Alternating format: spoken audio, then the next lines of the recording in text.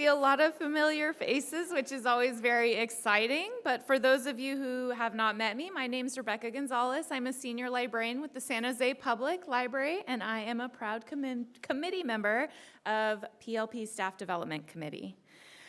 This year's theme is Open Doors, Open Minds, Reimagining Library Access for All. And today we invite you to step into a future where all libraries are viewed not just as repositories of books, but as vibrant spaces that foster equity, connection, and transformation in our communities. As library workers, we know that barriers to access take many forms.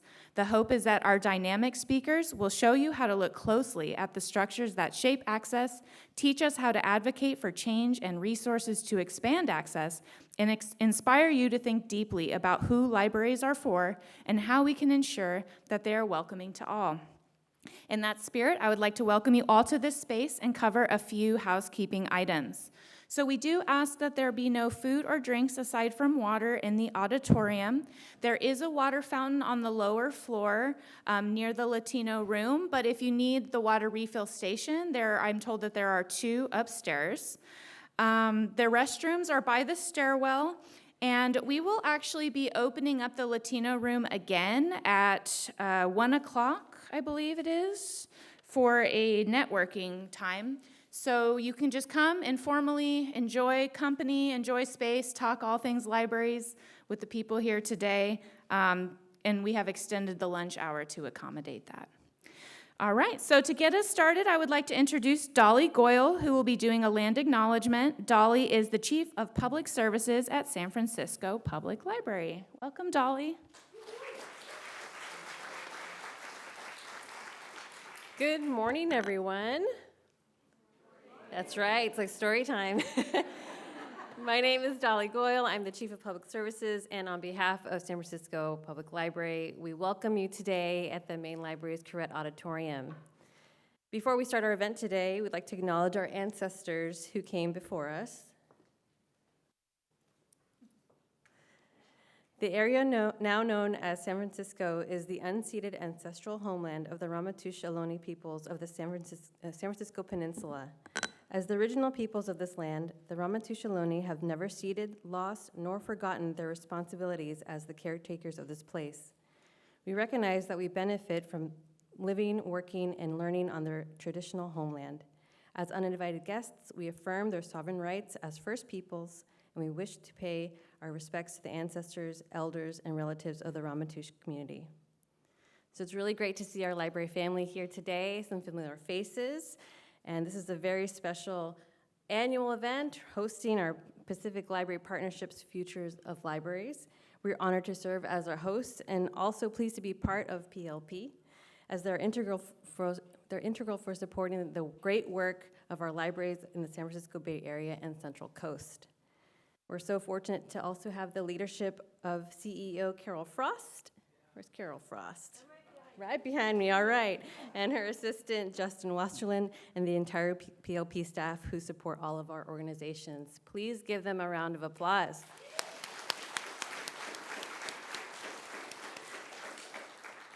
I would also like to take a moment and recognize the PLP Staff Development Committee, including San Francisco's own Mei Ouyang, who always does an amazing job organizing this event. So let's give them a hand, too. I see some of them there.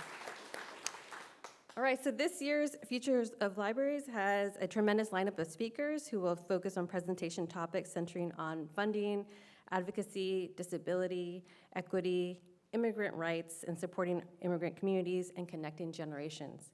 Please have a wonderful time here, make new friends, check out our Living Tattoo Traditions, American Irizumi and Beyond exhibition right outside of these doors, and our farmers market. It's a beautiful day, and thank you so much for being here.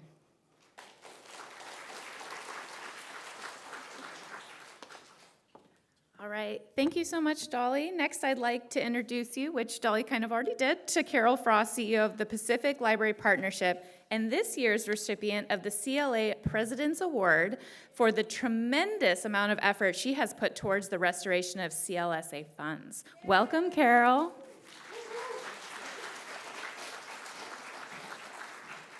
Good morning. Good morning. Thank you. How many of you have, is this your first time being here? Oh my gracious, welcome so much. I'm so glad that you're here. You know, it's hard to believe that this event has been going on for 20 years. And Justin and I were taking a moment and looking back at some of the previous topics about what future meant in the past, right? So in 2014, some of you might not have been in the library profession even then, but it was about pop-up libraries, book bikes, and seed libraries. In 2016, social media and other online platforms dominated the talks. And in the 2020s, the focus has really been consistently towards social justice. Ultimately, the future of libraries is ever shifting and transforming, which makes this an endlessly interesting profession to be part of. The topics you're going to hear about today are less about future trends and more about how to build a future where libraries are valued and funded, and where we serve all members of our communities with respect and intentionality. Dolly already talked about what some of the topics are going to be today, but I do want to take a moment and thank the speakers for sharing their expertise with us. In regards to the President's Award, I want to have a call to action for all of you. So, you didn't know that was coming, but here it is. All of you belong to the Pacific Library Partnership. That's the 8 counties of the San Francisco region, right? And you should know that all of your library directors are standing up to the charge right now to restore the California Library Services Act funding. PLP has made this audacious goal to get as many of our legislators in California to sign a letter to send to the governor so that funding is included in the FY 25-26 governor's budget, which will be released in January. Our goal is to get as many signatures by November as we can. What can you do? You can talk to me afterwards. You could shoot me an email. We have talking points. You can email your legislator. You could talk to your library director and ask if you could go along and learn how to do advocacy. That's how I learned how to do advocacy. But the time to be silent, we're not doing that anymore, right? It's up to each one of us to advocate because nobody is going to do it for us, and it's time for us to make some noise. So I'd like to thank the PLP Staff Development Committee for organizing today's conference. Can we give them a hand? Thank you. It takes a lot of planning to put something like this on, and I'm deeply grateful for their efforts. And also, I'd like to thank the San Francisco Public Library for loaning us yet again the lovely Corrette Auditorium. And finally, I want to thank each of you for being here today. I hope you get a lot from today's speakers and the conversations that you're going to have through networking. So I hope you have a great conference. So I am deeply honored to introduce your keynote speaker today, which is Deborah Doyle. You can read Deborah's bio on the back sheet here. It's important to know how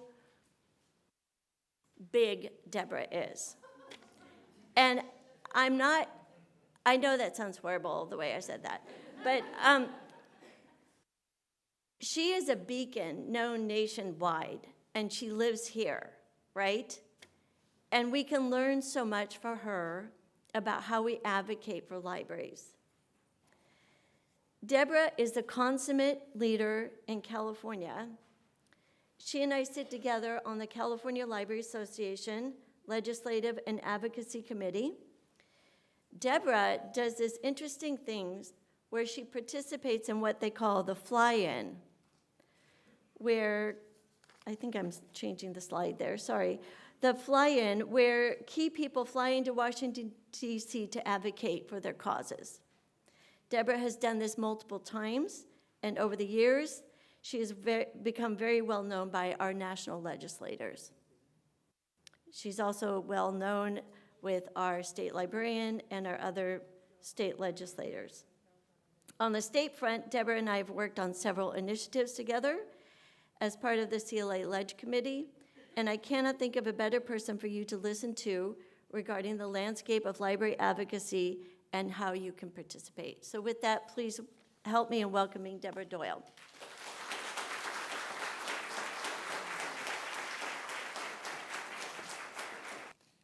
Let's see. There we are. It's great to be here, and thank you, Carol, for such a lovely introduction. You know, and I think the fact that you all took the time to come here, the fact that you all, I don't know how long your commute was, but I live in Windsor, California now, and so it took me about, an hour and 45 minutes, 2 hours to get down here. But I was thinking about libraries the whole time, which of course we do as we're on our commutes and that sort of thing. And it's a big deal that you came here.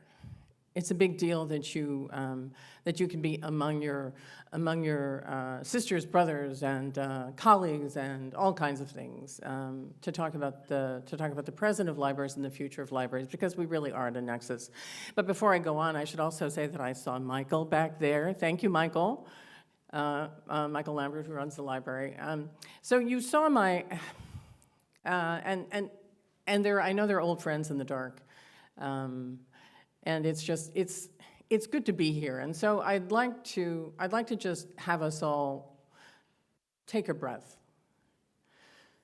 Just take a moment and take a breath, because you're all running around and you're all busy. And so just be, just for 10 seconds. Don't forget to breathe. It's 4 in and 6 out.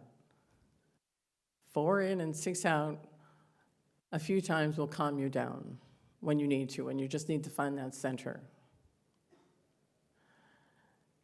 And we need to do that a lot these days. So I'm not going to spend, it's a long time on this schedule, I have to say, 9:15 to 10:30. I'm not going to talk that much because I'm going to make you also talk.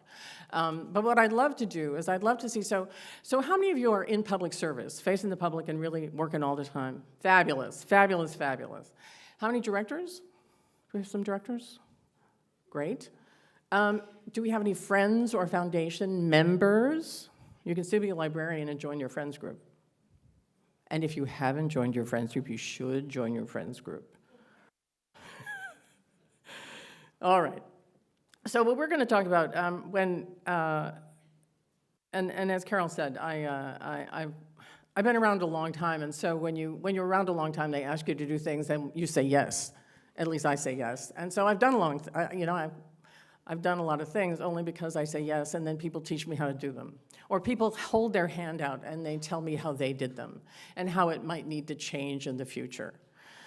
And we're also at a nexus of generations. And so some of us have been around for a long time.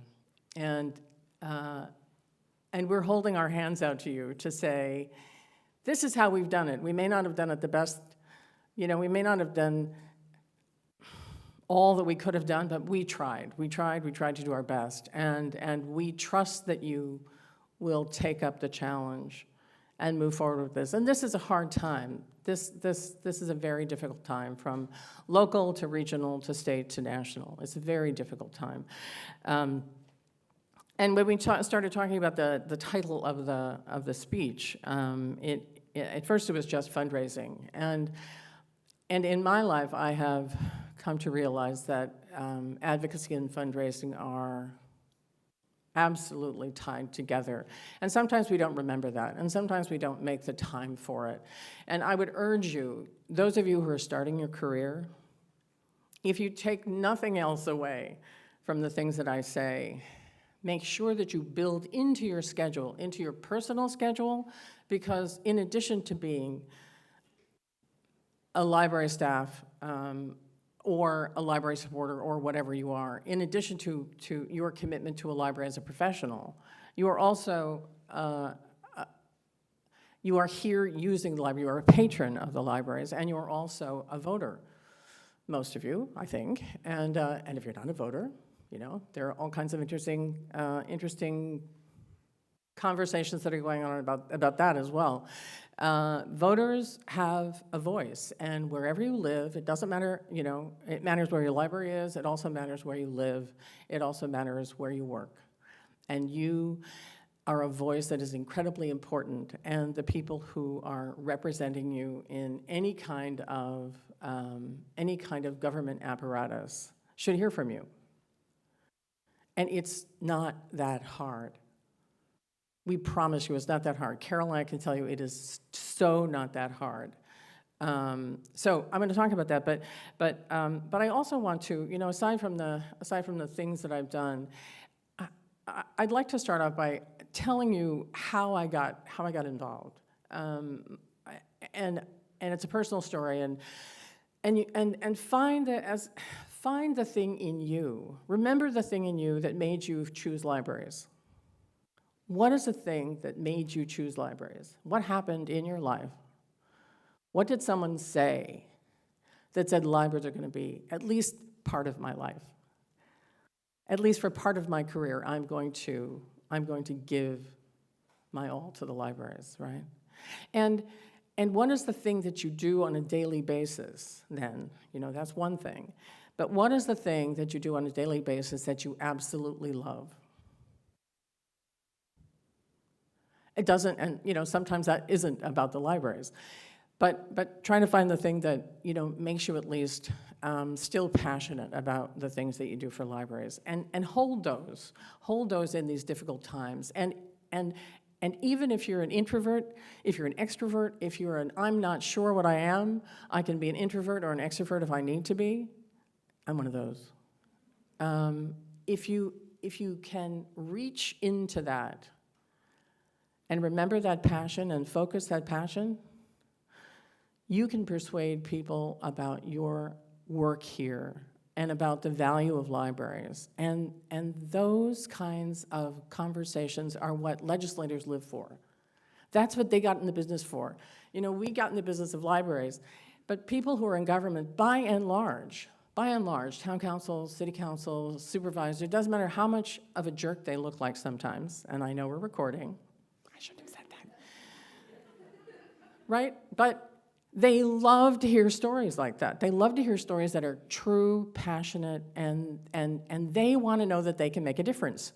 We all want to make a difference, right? So do legislators. And that's what they're trying to do, and that's what they're trying to do with the money everywhere in Washington and that sort of thing. So we need to remember that. When times are tedious, and heaven knows they are tedious at the moment in some ways, when times are tedious, remember that passion. Remember that's why you're here. And then also, look at the people who are in this room. You're not alone. You are totally not alone. That's why we have these kind of sessions. And you can talk to each other, you can work with each other, you can encourage each other. You can even, and we're lucky in California mostly, right? Freedom to Read Act and all that stuff. But there are corners of California that are not so lucky. And if you know of people who are going through a rough time, if you know that somebody is having a town council that's giving them a rough time, write them a postcard, give them a call, send them a note, that's all. It's not, I can fix it for you, but just let them know that you see what they're doing and thank them for what they're doing. You know, that is so incredibly important, and we forget to do that a lot. And so how I got into and I will try to make it brief, I promise. But my dad was Defense Department, and I was born in Nebraska, the plains of America. Mercifully, then we moved to Canada. So my dad was Defense Department. We moved around a lot. And the first thing that we found in a town that we went to was the library and the movie theater. Don't you? I mean, of course. And so I have seen and had library cards all over the country, and I also stayed in the entertainment business too. So through my life, I've kind of included the entertainment business and the library business. But libraries were the incredibly important thing. And so before I moved to California, I lived in Northern Virginia, and Virginia is a very interesting state.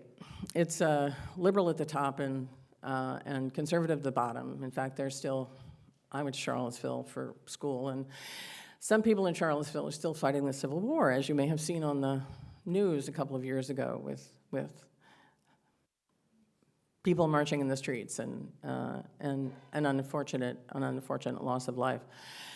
And so it was an interesting place to live, and the library was fabulous, and the University of Virginia Library was fabulous also. But I wanted to flee the East Coast, and I had heard of California. My dad had gone to school out here at Stanford and at USF, and I thought California, that's the place to be. And so I moved out here with a friend, and I walked into the library, the main library next door, which is now the Asian Art Museum, and was horrified. I was horrified. Michael, you ever going to speak to me again? It was dirty. It was awful. It was awful. And there were books that never should have been on the shelves. It was sad. And I then had a job, right? So I went out and I bought books. And I did that for a few years. And then the people of San Francisco said, hey, we want a good library here in town. And also a week-long article, a week-long series of articles in the San Francisco Chronicle said, and this was in the early 50s, a week-long series of articles said that the San Francisco Public Library was like the worst thing in a city that size, and I think it was probably the Chronicle. It must have been the Chronicle, and the Chronicle was horrified that the city like San Francisco would have a library like that. Well, you might expect some people got real testy about that article, and so for a number of years, people tried to put something together, and the Friends of the Library was born, and there were a couple of iterations, but the Friends of the Library was born, and what they were smart enough to do was hire somebody to begin with. So your friends groups, and how many have friends groups? Do you work with them? How many work with their friends groups? Okay. Do you have foundations? Excellent. And are any of your library systems allowed to actually raise money? Joint Powers libraries sometimes are allowed to do that. We are up in Sonoma. Okay, just checking.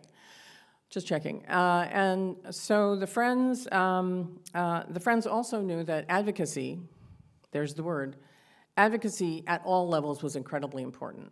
And so their executive director, and they also had two very powerful people on the board, one who was wealthy, two who were wealthy, and one who was connected to everybody in town.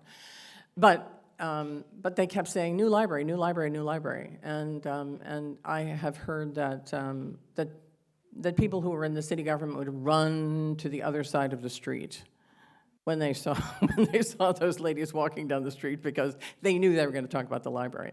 So, but they also went to Sacramento. They also got involved with Sacramento, and they also made sure that they knew who was in Washington representing San Francisco.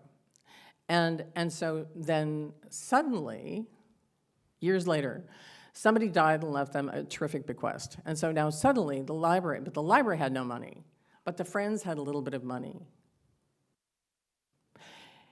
And the Friends thought, let's have a new library. So they put a ballot measure on the ballot measure, and that's when I got involved. They had a ballot measure on the ballot, I think that was the one, to build a new library. And lo and behold, and it was a popular measure, and lo and behold, it passed. Well, that meant, oh my gosh, that meant that they had to raise some money, though. They had to raise a lot of money. In addition to just the construction money, they had to raise the money for the furniture, fixtures, and equipment, which was millions and millions and millions of dollars. And of course, it was stop and go, painful, as all these campaigns. Who's worked on a campaign? a library building campaign or a funding campaign, or how about a renovation? Has anybody worked on a renovation? Oh, you're going to have so much fun in the future. Don't panic. It's not as hard as it's hard. It's really hard.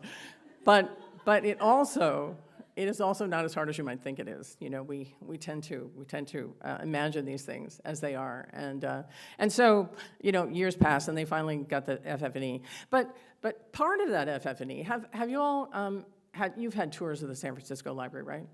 So the Affinity Centers, were born. You probably all know this story, right? But the Affinity Centers were born because they stalled raising money. And so a cluster of people got together. I wish I could say I was part of it, but I was not. But a cluster of people got together and said, well, what if we identify special rooms for the people that nobody ever asked money from, right? So they said, how about the gay community? The gay community? How about the LGBT? How about the Hispanic Latin American community? How about the Chinese Americans? And it went on. And how about the environmentalists in San Francisco? And they thought, wow, that's a pretty good idea. Because they came to that point, that nexus, that what was happening before was not working, right? This was different, this was new, and this involved new people. It was a raging success. And those affinity centers are beautiful, and they're all different, and the communities were very thoughtful. Just where you had coffee, that's the Latino Hispanic, they did not want a room. They wanted a downstairs room where people have coffee. It could be by the kitchen, it could be all kinds of things, and they wanted it to be a community gathering space. They didn't want it just to be a room where people read, which is fine. We all like to read that, you know. We all like to do that. But so it was really interesting. And so then when the library opened, all kinds of people. It was all kinds of celebrations. And then, as you do, then suddenly people noticed, well, the branches are looking pretty sad. Oh, and also one of the things that we had to do, because they knew they were going to have a big library. So they did the ballot measure for library construction, right? Building. Then they decided, oh gosh, we probably need to fund that. So let's put another ballot measure on that actually funds the library, because every time the city, no offense, every time the city decides they want to cut money, they cut it from the library budget. Because nobody stands up and says that's a bad idea. Are you listening? Okay, good. And so then the Friends decided, well, we probably should have a different crowd raise the money for the FF&E, raise the money for the buildings and that sort of thing, and we'll do the campaign. So the foundation was born. That's how the foundation was born here in San Francisco. And then after the library was actually built, I volunteered to do something at the library, and suddenly somebody said, Paul Signorelli. Who knows Paul Signorelli? Okay, Paul worked here. If you don't know Paul, you should. And in fact, we are interfering with Ursula Meyer's webinar today, which is talking probably about advocacy and fundraising. Not fundraising, but advocacy. And so once a month, the California Library Association has a webinar that's funded by a woman who died and wanted you all to learn how to advocate. And so, and you can register for it, and you don't have to watch it at noon, but you can come back to it. So put that down as one of the things that you've learned today, because it's really important. But anyway, Paul was the volunteer coordinator here, and I volunteered to do something. We had computers that people could use, really. Computers, the first computers. And so I said, well, I kind of know how to do those. And so I taught people how to use the new online card catalogs and things like that. So, and he said, have you heard about the Friends of the Library? I said, Friends of the Library, what's that? He held his hand out. He knew I wanted to help. He introduced me to some people, and that's how it started. So then the foundation and the Friends, after the building was built, everybody celebrated, and then we realized that there were all kinds of things that we had to do, and we also had forgotten that we were working together.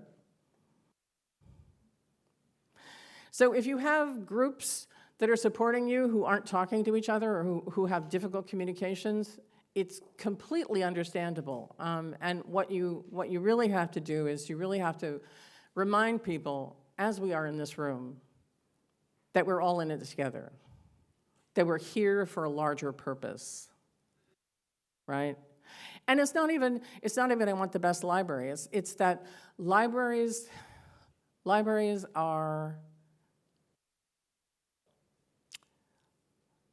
help make this country great.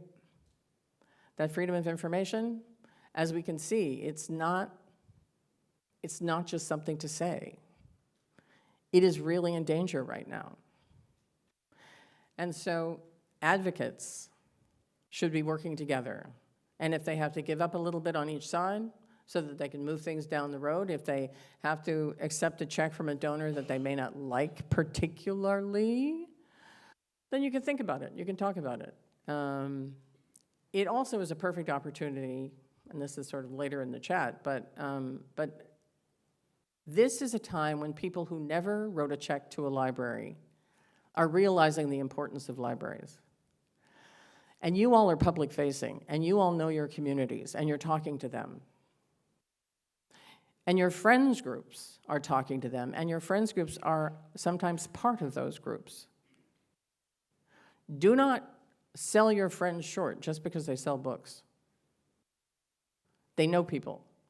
Your foundations know people. And if you can introduce them to people, they can take it someplace that you as a library employee cannot do. So think about the larger picture and think about all of the people who are dedicated to making sure that we are free to speak, that our children will be free to speak. Because it's looking strange out there. And this is also sort of an advance notice, but I've started working on the censorship issues 5 years ago. 5 years ago, they were, some of the Louisiana legislature was trying to censor the books on the school shelves. And there are a couple of, who's seen the Free for All, the public library movie? Fabulous. If you haven't seen it, it's on NPR. It's free, and a lot of it was filmed here in San Francisco. And then there's also a new one called The Librarian. Anybody seen The Librarian? Okay, this is something that you really need to add to your list. This is the story of one of those Louisiana librarians, Amanda Grove.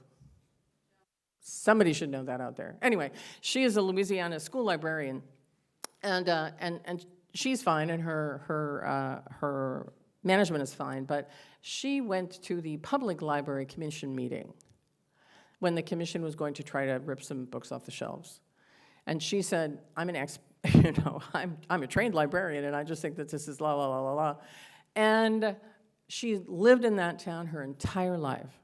Generations of Louisiana librarian, and she has been called amazing things, and she has and it has not stopped her, and so she's written a book also, which is great. It's about her adventures. But now there's a movie, and it's not just Amanda, but it's two other librarians, one in a university setting and one I can't remember what it is, but they're speaking up, and as Carol said, this is not the time to be quiet.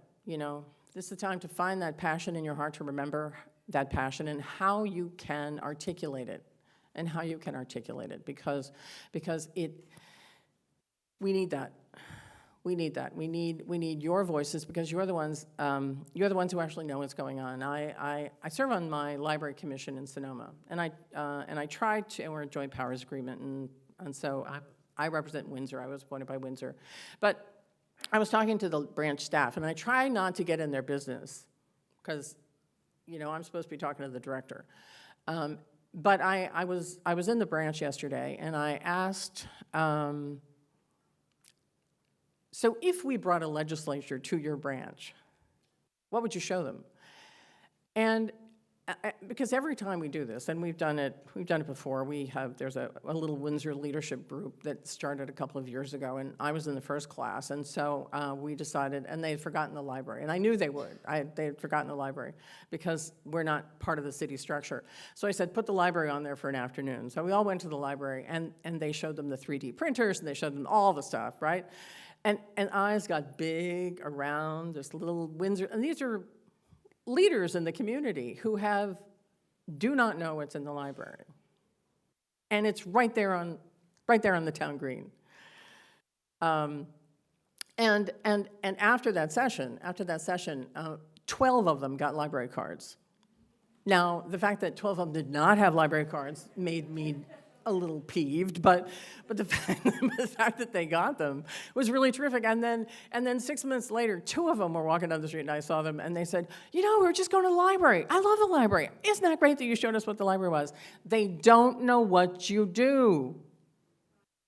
If these are leaders in this community, a little, 23,000? That's not so little, right? But if they don't know, and they have businesses on the same green, if they don't know what my branch is doing, they don't know what you're doing. They don't know what you're doing, and they have to know what you're doing, and you're the only ones. I wouldn't have been able, I'm a commissioner, I was the chair of the commission for 5 years. Would I have been able to tell them all the things that the branch staff said? No, of course not, because I'm looking at different stuff. But if it feeds up in the food chain and I pay attention, I remember we had one of our state legislators come into the library, and it turned out he was a veterinarian. And so I said, oh, did you know that we have a Read to Dogs program? He voted for a measure. He said, can I introduce a measure for you or something like that? Because he went to a Read to the Dogs program and thought it was the best thing. That's all we have to do. We're researchers, right? We should know, and CLA does this, and I'm sure PLP does, but those new legislators, it's also important to know where they come from, who they are. Is their mom a librarian? Because on Capitol Hill, there were a lot of, my mom was a librarian, even in the Republican Party. And so those are the ones that are helping to try to keep the money flowing to us, which I know is what we're really trying to talk about. But it's incredibly important that you remember that your voice is important, that your telephone call is important, that you have stories to tell that they don't know about, and they can move mountains if they're passionate about it. And so all we have to do is hold out our hands and say, this is why I'm passionate about this, and this is how it changes your community. And if we had something else, if we had a little bit more, we could change the community for the better even greater. Right?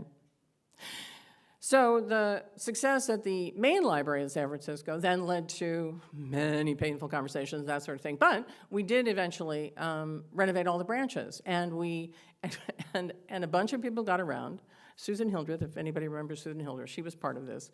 And we said, well, if we do a branch a year, that's going to be 1 million years, and then we'll have to start over and over and over. So why don't we put a ballot measure together that fixes all of them?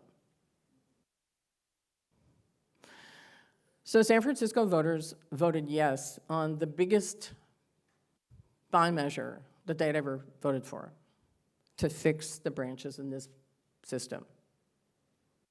And not so long ago, and it took 10 years to do.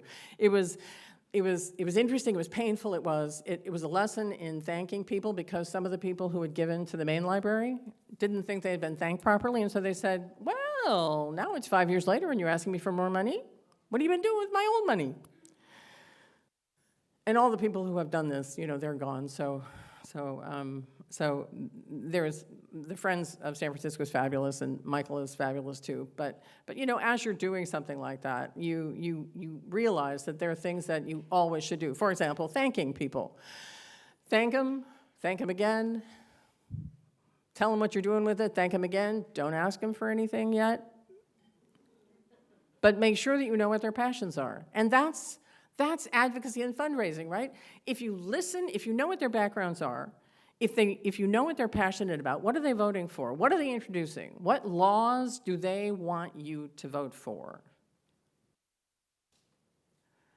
Those are critical pieces of information that you should know because we do everything. All you have to do is look around and you are doing something that hits their passion.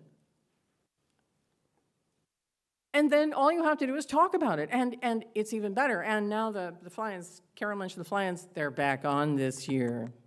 So if you want to save a little money, it's expensive to fly to Washington, I'll give you that.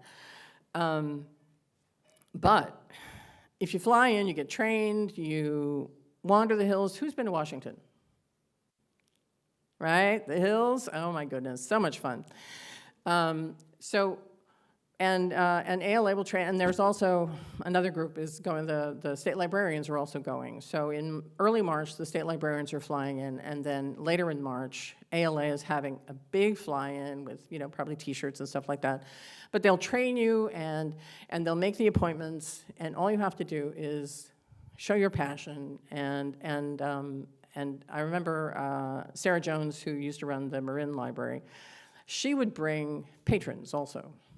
She would bring maybe a friend group, maybe somebody from Friends, or maybe from somebody from the foundation, but she would also bring a patron who was benefiting. And so one guy wanted to learn to read because his granddaughter was trying to learn how to read and write. And she wanted to send him a letter. And he wanted to be able to read that letter. He was the sweetest.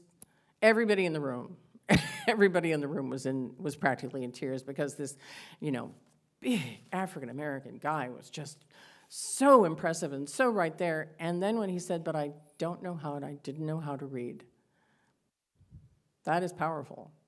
And the fact that we can help him read, even more powerful. You have to get the legislators, you have to get the managers where they live. And we can find that. We can totally find that. And the end of the San Francisco story, which I'm sure you're just waiting for, the San Francisco got the Best Library of the Year, ALA's Best Library of the Year Library Journal in 2019, I think. So after all of that, from a sad library that people didn't want to go into, to the best library in the country. It takes a long time. It took a lot of love. It took a lot of communication. It took a lot of identifying people in the community who had never been identified before. It took a lot of small conversations. For example, when we realized that the rich folks, the philanthropists, were not going to give us the money that we thought we so richly deserved, we started advocating, we started groups in the neighborhoods. And so we identified not the rich people in the neighborhood, but the people who were powerful in the neighborhood, the people who knew, like the parent who was somebody that everybody called, the guy who ran the hardware store and quietly gave people gifts, quietly gave things to organizations that were opening things, that kind of thing. The people that really made a difference, the people that were right there. And we talked to them and we said, so what do you think this neighborhood needs in your branch? And then they would have conversations and they would go out and they would talk to the people that they knew and stuff like that. And we also said, and how much money do you think you in your neighborhood can raise? And sometimes it was, sometimes it was $20,000, sometimes it was much more, sometimes it was, 200 million. But they were then committed. They already loved the library. But not all of the community leaders sort of knew about the library, but we brought them in, we talked about what we did, we talked about what we could do, we talked about should there be a children's section, how can we serve this neighborhood in the best possible way? And they were right there. And then they told their friends, and they told their friends, and so on and so on and so on. And those campaigns really built on the existing love of the libraries for San Francisco. And it's really, it's heartwarming. I miss it. I miss it, and And I remember I was a docent when this one opened and would give people tours and things like that. And then I had to move to Sonoma County. But I also will tell you that when I would go to Washington and I would go to Nancy Pelosi's office, she would always, because she was a library commissioner. Her first public job was a library commissioner, maybe a second. But she was appointed to be a library commissioner. And her staff, she always didn't have time to talk to us, rarely had time to talk to us. But her staff always did, and her staff always remembered that, that she had connections with the library. Now, did we get the library money that we wanted? No. But she was listening. She was listening, and she couldn't do it by herself. So that's sort of the end of the San Francisco story. And and the title of the speech is Funding and Advocacy and What You Can Do About It. You can do tons. You can do tons, but again, you're not alone. The California Library Association has lots and lots of resources for you. The American Library Association has lots and lots of resources for you. If you've, and I have, I could give you a list of all of the things, but that is not, I think, what's important today. What is important today is that you can make a difference. And it doesn't have to be a painful difference. It doesn't have to waste your time. It can be a fun thing. Some friends of mine are sending postcards. They get together and they send postcards to Republican, conservative legislators all over the country, because they want them to pay attention to what's going on in the oceans. And we can do that sort of thing. I mean, I think some people already do. Does anybody have a postcard campaign going? Anything like that? It's easy. It doesn't take much time. It's memorable, and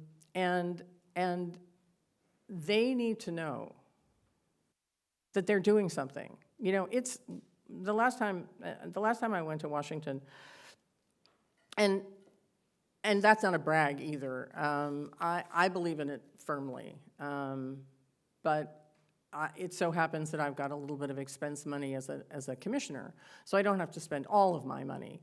I still spend a lot of money, and I have family back there. My sister still lives in Virginia, and so it's not a hardship. And I love to see my old friends and always nag them about libraries. But it's also a reminder. I was with the woman who I drove out here with. She lives in Alexandria, Virginia now, which is right across the river from Washington. And we were walking around, and it's got history on every block. Every brick could have a panel on it that said Thomas Jefferson stood here, whatever it was. And so on one brick I saw something about the Revolution, and on another brick I saw something about the Civil War, and and then I also saw the building. I saw there's a plaque that says that the Alexandria Library was segregated until 1958. Across the river from Washington, Black people were not allowed to use that library. And that's Northern Virginia. That is not Deep South Confederacy. So we are incredibly lucky in California, but we have to fight for it. We really do have to fight for it. Because it is not that long ago. It is not that long ago that rights were demanded and finally reluctantly given to all kinds of folks who are not straight white guys, straight white witch guys. And the library is where anybody can find anything. And we want to keep it that way, right? So we need money and we need advocacy. And here we are. So this is the Public Libraries Association, the Public Library Association's definition of advocacy. Actions individuals or organizations undertake to influence decision-making at local, regional, state, national, and international levels that help create a desired policy or funding change in support of public libraries. Yep, that's what it is. But more simply, it is speaking for something that you believe in that will effect a change or save what you're trying to save. So don't let the fancy definitions scare you, and don't let it sound more complicated than it really is, because it is about you fighting for your passion. Are we still breathing? Okay.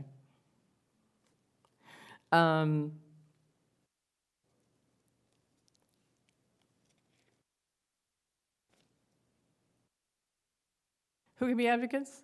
Anybody can be an advocate. Y'all can be an advocate. Your co-ops are always advocates, especially your co-op. Let me just say, your co-op is such an example. Because you're working together, because you have different experiences, and because you're working together, and you can put it together in an organized fashion. And so those letters, the letters that we're trying to persuade that you all are trying to persuade the legislators to write in support of library funding, that is really important. And I would also say that then you could support it even more with your own personal letters.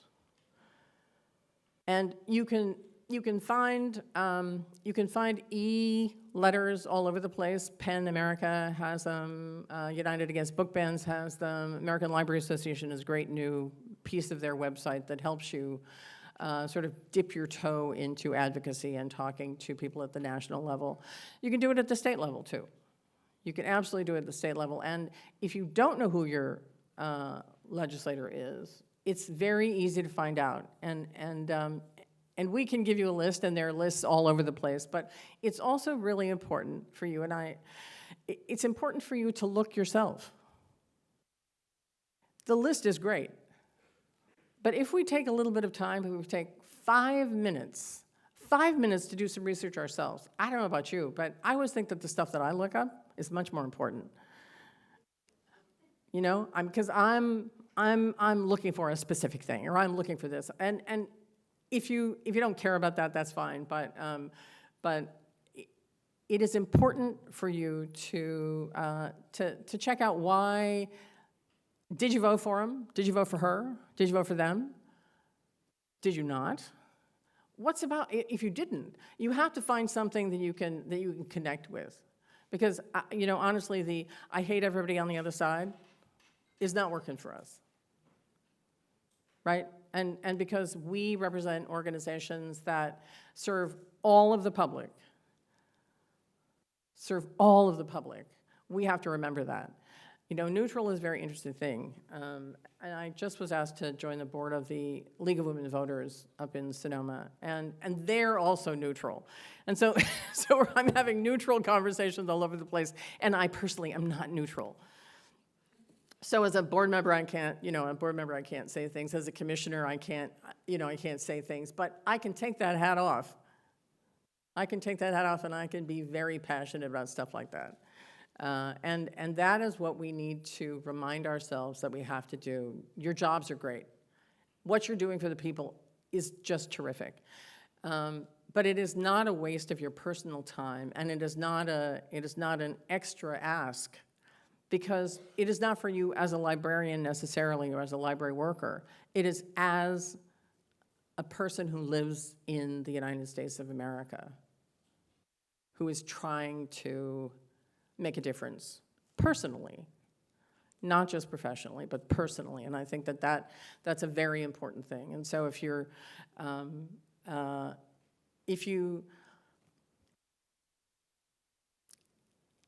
it's really important to belong to organizations that are trying to make a difference. And so this isn't really a commercial, but I think it's important. CLA does a lot of really great stuff. And so if you can find it either in your professional budget or your personal budget to join, and to join ALA. Our membership, even in states that are pretty safe, our money helps ALA help the people in Louisiana. You know, it helps the people that we can add those administrative costs. We can, they have about, the legal department in ALA doesn't have very many lawyers, and they are busy all the time because people call them all the time to talk about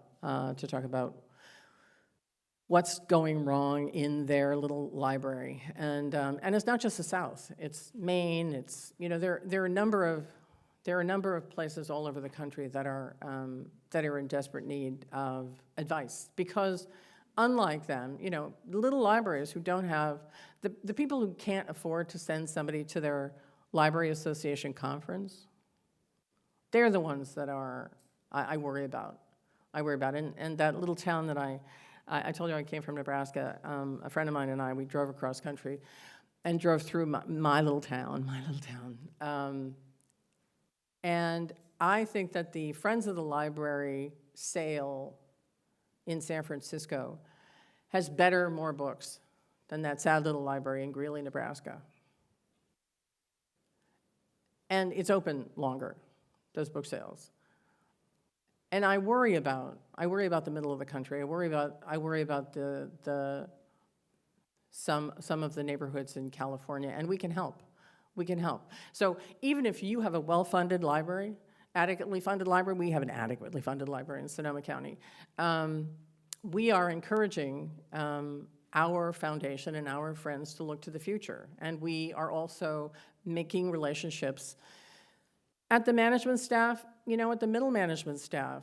Who's in the neighborhoods? Who can we talk to? What, if you continue to tell them what you're doing, then it will catch that spark. It will catch that spark. And, and honestly, I think that most people,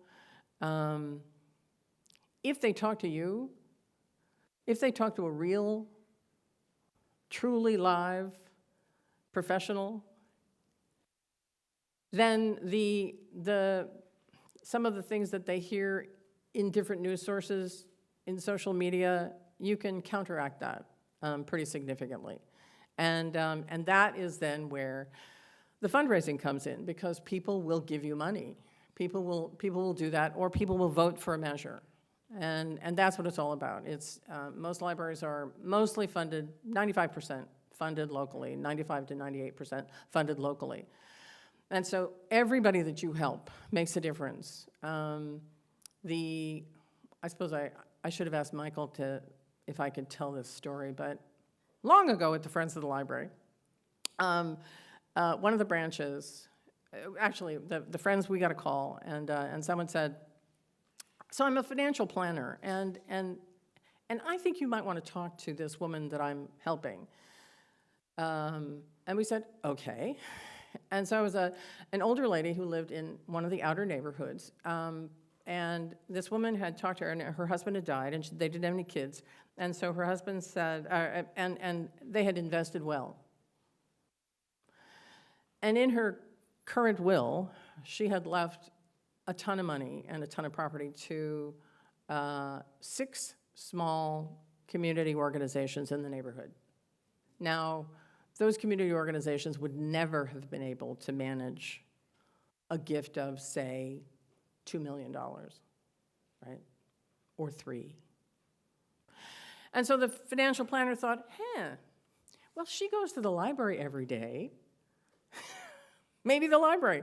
So they called us, they showed all the friends, and so we talked to this woman who was fabulous, and sure enough, she said, I want to make a bequest to the Friends, $1 million to one of the poorest libraries branches in the system. And then she said, you know what? I want to see you use it before I die. So I want to give it to you now. $750,000. Now that's a lot of money. So, and then she gave a little bit more, and then there was a little bit, I think, in her will when she finally did die, and everybody loved her, and she decided that this branch needed to show movies, or someone suggested her that they should show movies, and so that's one of the things that happened with her money. But you never know, because she was well treated at that library. She thought that was a swell idea, because the Friends immediately responded. She thought it was a swell idea. And the library and that neighborhood has benefited ever since from that. But it's because it's because there are open communication channels. And sometimes it's just luck of the draw. Sometimes, bless that financial planner. But you had better bet then that the friends got in touch and sponsored a little session with financial planners from all over the city, right? Because you want to make sure that they know who you are. You want to make sure that they know what the library can do and people who are interested in this kind of thing. So everybody can be an advocate. Everybody can be an advocate, and then they can also be a donor, or they can put you in touch with a donor. It's pretty easy. It's pretty easy because it's all about that relationship building. And I've nattered on, but the relationships that you build. I mean, I am still in touch with. So my first job was with a government library in Washington. And then I came out here, and I was also a research manager in corporate libraries and things like that. But I love the public library. That's kind of what so I've never done a university library. But I am still in touch with people from the people, and then I got my library degree. So I'm still in touch with the people that I went to school with. I'm still in touch with a lot of the people that I worked with. And so don't you think that I talk to them about libraries and make a donation and guess what we're doing?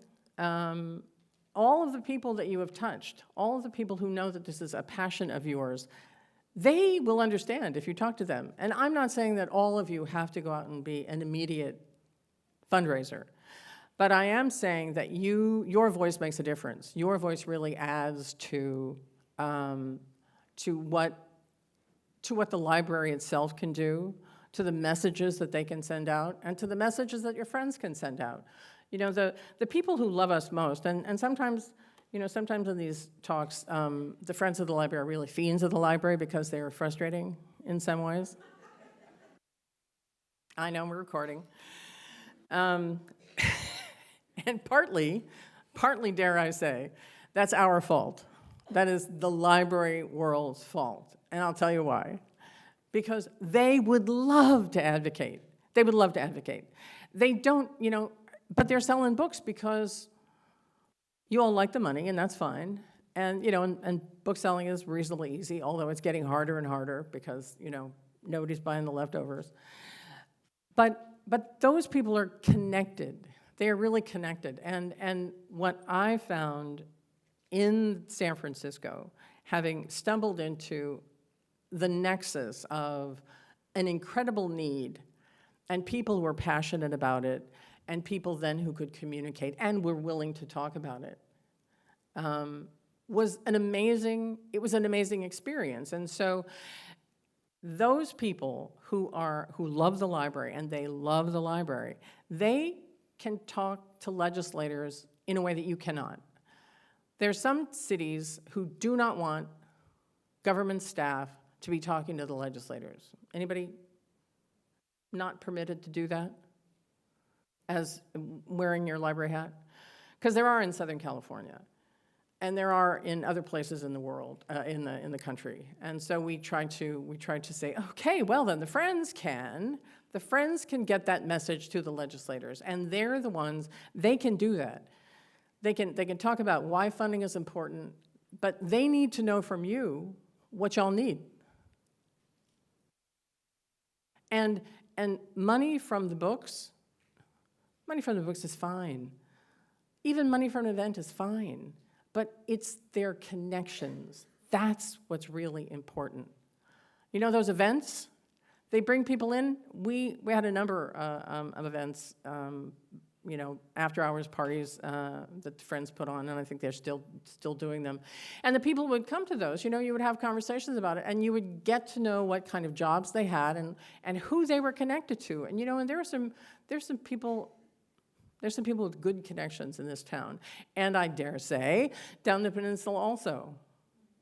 So if you talk to them and you have conversations with them about what you can do for the communities, they won't know that. But the friends, if you tell them, or if you give them a tour, give them another tour. They may be selling the books all the time, but do they know what you're doing?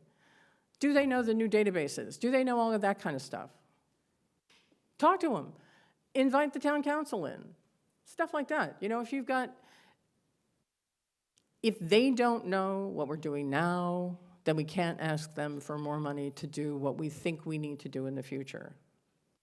And that is our problem, because we don't, marketing is fine. You know, it's fine, but it doesn't always work. It doesn't always work to, if the library sends a newsletter out and says, oh, this is really great, not everybody reads those. I know that's a shock, but not everybody reads them. You have to tell them, you have to, and again, it's, you've got millions of things to do in your lives, but this is something, this making sure that the community hears, you know, bring the Rotary in, bring the Chamber of Commerce in, find the people who are connected, just like those little neighborhood groups, the leaders. Who are the leaders? Because if the leaders hear, if the leaders see something and the light goes on, they're going to remember to say that when they fly to Washington.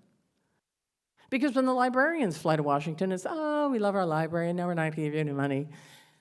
That's not true. That's not true. They're passionate, and I was saying the last time I was in Washington, it was during that horror storm when executive orders were coming out every day. Right? Executive orders were coming out every day, and they had decided they were going to defund the IMLS, the Institute of Museum and Library Services, which we all know, right? And they also, and I got a call the night before I was supposed to hit the Hill with the co-op director in Southern California, and also then the past president of CLA. And got a call and learned that not only were they wanted to defund the IMLS, but they were going to freeze the California money. They were going to freeze the California money that had already been approved. And you all may have heard this before, but and then they did Washington, and then I think Maine. Rhode Island, that's it, it was Rhode Island. And so we walked onto Capitol Hill with a completely, rewritten, these are the points that we want to make. And the staff had not heard it. The staff who were supposed to be connected to, who were watching out for libraries and public services and things like that, none of them had heard it. In senators' offices, in House offices, none of them had heard that, and they were dumbfounded. And so they are incredibly interested in making sure that they know what's going on. And they use that. They made sure that they were putting caucuses together. The Democrats are putting caucuses together to try to figure out, and staff. Not just the legislators, but the staff, so that they can figure out how to respond, in which, like triage the problems out there in the community. And so the things that you hear, they may not know. It may take them a long time to hear what's going on locally.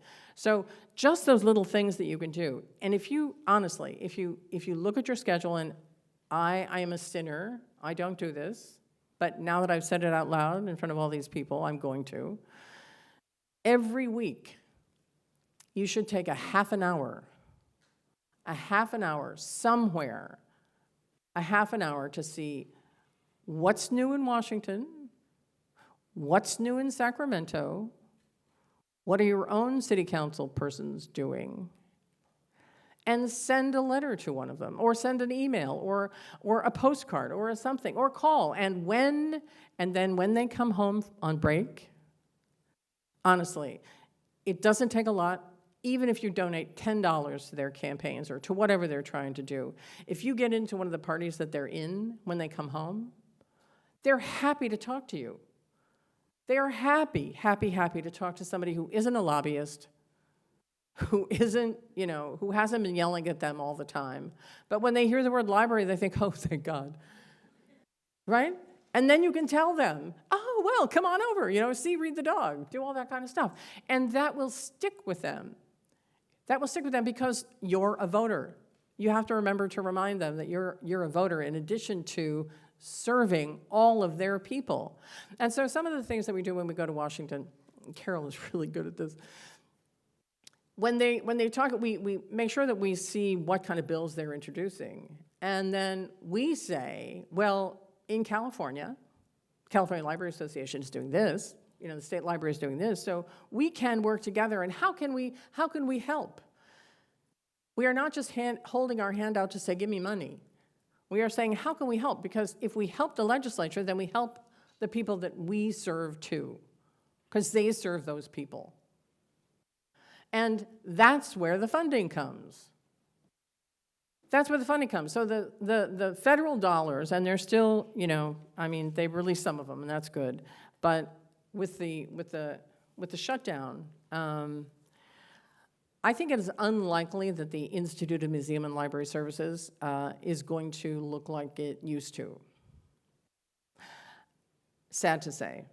But I think that what we could do and what we should do is look at the grants to states. And the grants to states is something that the IMLS gives out. And guess what? It has to do with population. It's attached to population, so California gets a lot of that money. So if we can persuade the legislators to keep the grants to states, maybe move it to the Labor Department, maybe move it someplace else, but keep the states to grants, because the states to grants to states money filters down, and the states have to match some of it, which means then that California can't get away with cutting library money. And that's an important thing to remember in the future, because I think that midterms is tomorrow, but midterms are very far away. And a lot is going to happen before midterms. Midterms are important, though, also, and the ALA is working with the League of Women Voters, and a lot of library systems are working with their own League of Women Voters. If you work with the League, and they're also helping to teach youngsters, kids in high school, how important it is to vote. So they've got a pre-voting program going on that's really amazing, and the kids are very passionate about it. And so if you're not working with the League, and I don't say that because I'm on the board, because it was because they mentioned it at ALA, and I thought, oh, I wonder if we're doing that. It's really a good thing, and it also kind of keeps the neutral thing going on. So you can't say, don't vote for him, but you can say, this is why it's important to vote, and here's the Constitution, and here's the this, and here's the that. Because those kids don't get that a lot, I think. They don't get it as much as some of us did in high school. And it's important, incredibly important. And so the relationship building, it's everywhere. It's with the people that you work with. It's with the people that you vote for. It's with the people all over this. And if we're talking about California in particular, there are some counties that are less well endowed than I think the Bay Area is, and I would include Sonoma in that also, Marin and Sonoma. Excuse me. And so if there's some way that you can support them, and I think there are going to be some things that we're talking about at CLA as well. And how many of you are coming to CLA? Good. 10, 15. I have to check. Good golly. I'm going to roar through these because because you have been quiet. So I keep saying national, state, regional, local. Get in touch, find the people. It doesn't matter what level you are. You need to, because you're going to move around. They need to know who you are. Your electeds. Just so that your name rings a bell. We're all in this together. Advocacy fundraising, I think I've talked about that like ad nauseum. More relationship building with that. Sources, individual giving, I've told you the little story. Corporate giving. Corporate giving is less evident these days unless you've got a contact.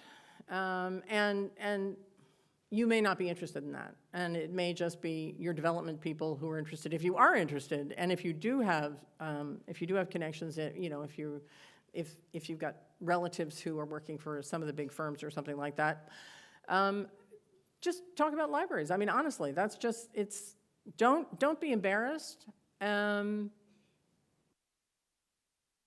Because libraries need more funding than they get. And we all know that, right? And we can help. Oh, foundations, let's see.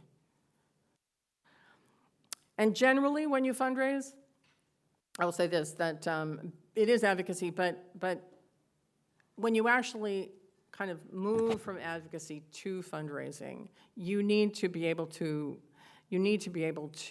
describe something, like what is it that you want? What is the thing that you want? And not just, here's the data points. This is what does this do for someone? It's, what is the magic in this thing? You know, this is why I want to do this project, because there's a need for it, and it's urgent, and I'm a professional, and I'm telling you that we need this, and this donor somehow has a connection to it. Or this legislator, you know, I mean, that's the thing. So the advocacy, fundraising, it really sort of marches all together. And I've got mostly, you know, logos that you know. And so, all right, so talk to me. If you've got stories, if you've got questions, I didn't tell you specifically, so money is hard in Washington, and it's going to be hard in Washington. And money is also, at the state, they give us some. We'd like them to give us more, always. We'd like them to give us more. But we have to persuade enough people in the legislature that it's not just a nice to have, that it's critically important to the people that we serve. And those are tough arguments to make, especially in times like this. So it's determination, and if you've got those specific projects, that's the thing. If you've got those specific projects that will light up the eyes of a legislator or one of his aides, they're the best because they stay longer. That is where you can be persuasive. And so we have actually done some good work with the California legislature in the last few years, but we are still recovering from Governor Brown, who eliminated a lot of library funding. Anyway, are there hands up? Was I boring? Really? Y'all are asleep?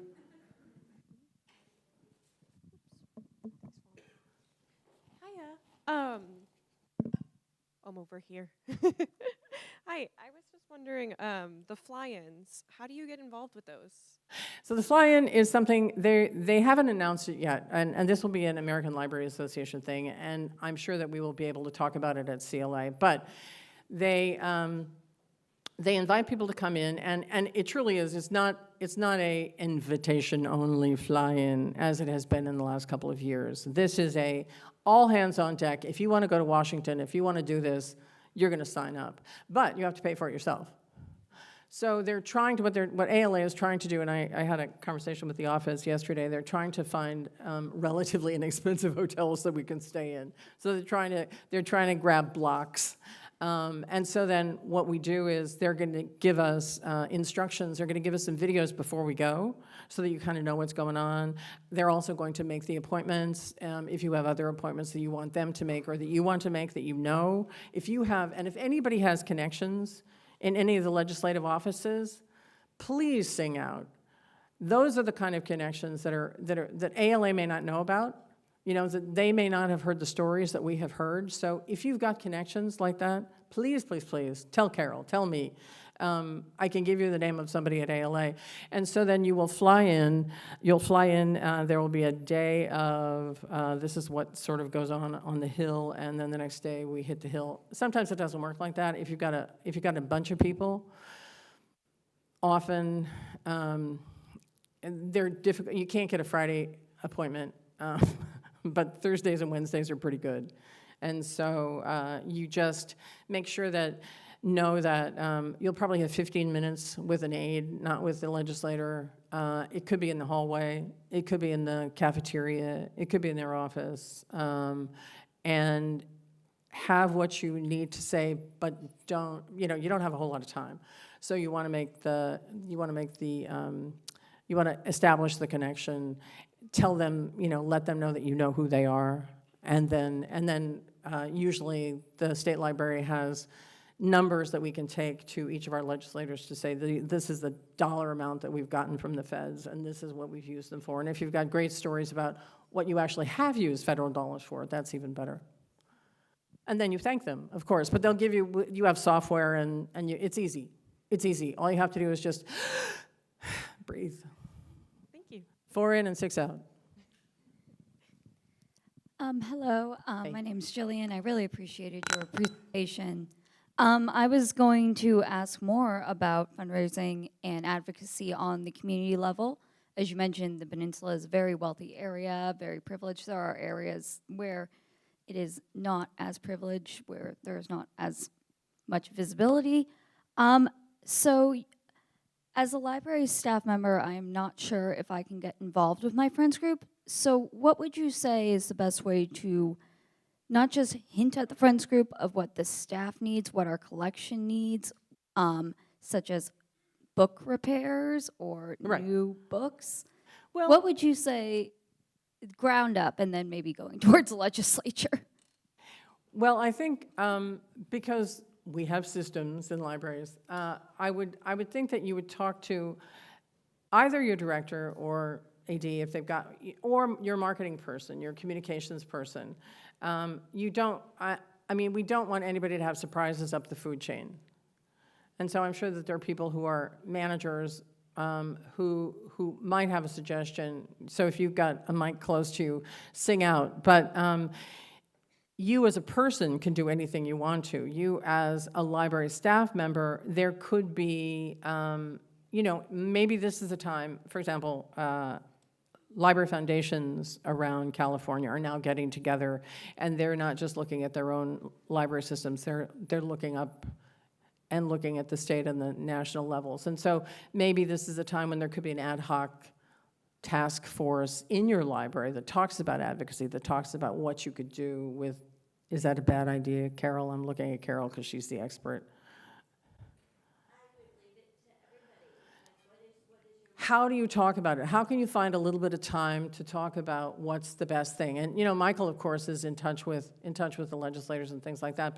But there have got to be, if you've got stories to tell, if you've got things that you think that should be on the list of the stories, then get them to the folks that you work for. And sometimes, I think that different people, you're probably not going to be able to go to Washington, but that doesn't mean you can't go to Sacramento. That doesn't mean you can't write a note to everybody. So it's best to talk about it before you stride off into action, because we all want to be moving in the same direction, right? And for example, if CLA, we just did a goals thing. We want to make sure that everybody is saying these are the things that we think are important. However, in addition, this is what my library is doing, something like that. We all want to be mostly on the same page, And so reading some of the websites and looking at the information and reading the minutes of the legislative meeting, you'll at least know what's going on in terms of California. But ask your boss. Ask your boss. Because I think that this is a time when we have to get everybody involved. This is really important. Other questions? Hi, Deborah. I have a question that would probably be answered best with a whole nother hour presentation, but I'm hoping maybe you can give me 30 to 60 seconds.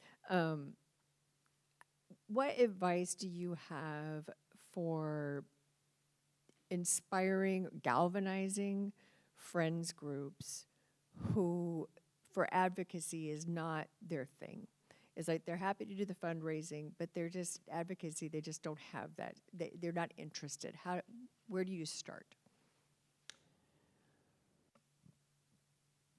Well, I think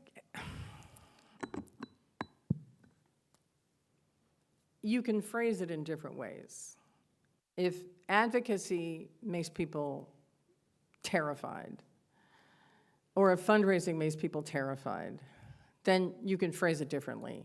You can say, we're having a little bit of trouble here, And I think that you could probably talk about this to someone, and you could make a connection.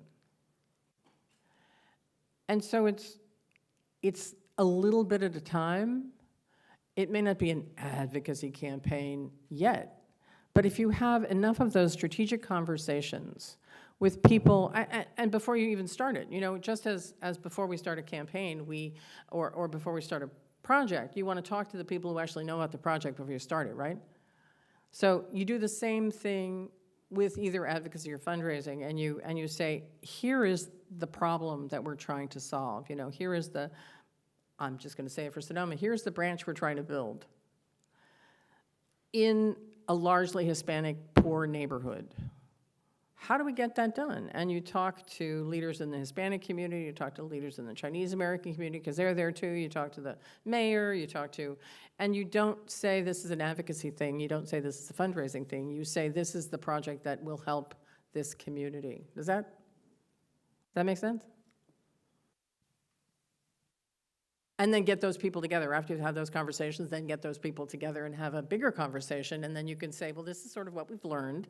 What's wrong with it? What's not wrong with it? And of course, we're going to need some support.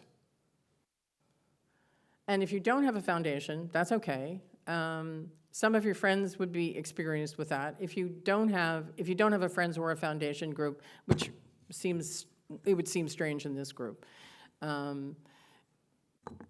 there are a number of people who can be a consultant on a project like that. A lot of people know stuff like that. I can make introductions and that sort of thing. But this, it's one thing to talk about library projects and branches and things like that, but it's another thing to really, this is looking up and really up and working together, because we have to do this. This is not something that your managers can do. This is not something that your directors can do. This is something that we all have to do, because this is our life. We're helping the people, that's why we got into this business, because we're trying to help people. And we also like to do research and stuff like that, but ultimately we're helping people, right? So we can't, it is an all hands on deck thing. I'm serious, and I've been doing this for 5 years, and I have to keep talking about censorship, and we haven't even talked about the book bans, but because we're not safe here. We're not safe here. There's the Senator Wiener's law, I believe, is pretty close to censorship. So we have to be mindful, and the governor signed it, of course, but we have to be mindful of slippage, and we have to tell people about that too. One of the things that libraries do is they don't tell people what's wrong. They don't tell people that they're keeping things together with a toothpick. This is a time when we can't be shy, and the coming generations are not shy. Y'all aren't. So you have to tell people. You really do have to tell people, and your legislatures will be grateful for it, and the people who are using the libraries are also going to be grateful for it. And I think I'm done. That's it. Thanks. Thank you so much, Deborah. And we are now on a 15-minute break, so please be back here at 10:45.